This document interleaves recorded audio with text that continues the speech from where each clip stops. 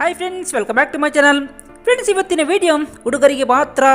ಪುರುಷರು ಎಷ್ಟು ದಿನಕ್ಕೊಮ್ಮೆ ವೀರ್ಯ ಬಿಡುಗಡೆ ಮಾಡಬೇಕು?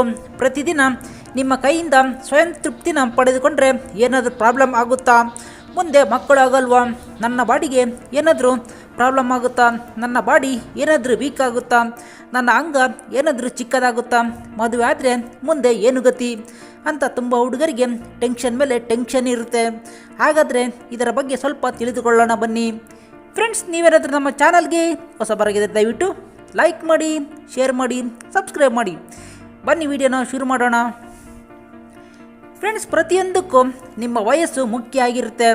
ಫ್ರೆಂಡ್ಸ್, 2015 ಸೆಕ್ಸುವಲ್ ಎಕ್ಸ್ಪ್ಲೋರೇಷನ್ ಇನ್ ಅಮೆರಿಕದ ಅಧ್ಯಯನದ ಪ್ರಕಾರ 16ರಿಂದ 19 ವರ್ಷದಿಂದಲೇ ಹುಡುಗರು ಸ್ವಯಂ ತೃಪ್ತಿನ ಪಡೆಯೋಕ್ಕೆ ಶುರು ಮಾಡ್ತಾರೆ. ಸ್ವಯಂ ತೃಪ್ತಿ ಅಂದರೆ ಕೈಯಲ್ಲಿ ಮಾಡಿಕೊಳ್ಳೋದು ಅಂತ ಅರ್ಥ. ಹುಡುಗರು ಪ್ರತಿದಿನ ಸ್ವಯಂ ತೃಪ್ತಿನ ಮಾಡಿಕೊಂಡ್ರೆ ಕಾಯಿಲೆಗಳು ಬರುತ್ತೆ, ಕ್ಯಾನ್ಸರ್ ಬರುತ್ತೆ, ಆ ಕಾಯಿಲೆ ಬರುತ್ತೆ, ಈ ಕಾಯಿಲೆ ಬರುತ್ತೆ ಅಂತ ತುಂಬ ವಿಡಿಯೋದಲ್ಲಿ ನಿಮ್ಮನ್ನು ಎದುರಿಸ್ತಾರೆ. ಹಾಗೇನು ಹೆದರೋ ಅವಶ್ಯಕತೆ ಇಲ್ಲ.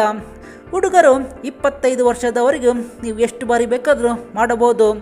ನಿಮ್ಮ ದೇಹದ ಮೇಲೆ ಯಾವುದೇ ರೀತಿ ಪ್ರಾಬ್ಲಮ್ ಆಗೋ ಸಾಧ್ಯತೆ ಕಡಿಮೆ ಇರುತ್ತೆ. 25ರಿಂದ 35 ವರ್ಷದಲ್ಲಿ ನೀವು ಸ್ವಲ್ಪ ಹುಷಾರಾಗಿ ಇರಬೇಕು. ನೀವು ಪ್ರತಿದಿನ ಸ್ವಯಂ ತೃಪ್ತಿನ ಮಾಡೋದನ್ನು ತಪ್ಪಿಸಬೇಕು. ವಾರಕ್ಕೆ 1 ಇಲ್ಲ 2 ಬಾರಿ ಮಾಡಿದರೆ ಸಾಕು. ಅದಕ್ಕಿಂತ ಹೆಚ್ಚಾಗಿ ಮಾಡಿದರೆ ನಿಮ್ಮ ವೀರ್ಯದ ಗುಣಮಟ್ಟ ಮತ್ತು ಅದರ ಶಕ್ತಿ ಕಡಿಮೆ ಆಗುತ್ತಾ ಬರುತ್ತೆ.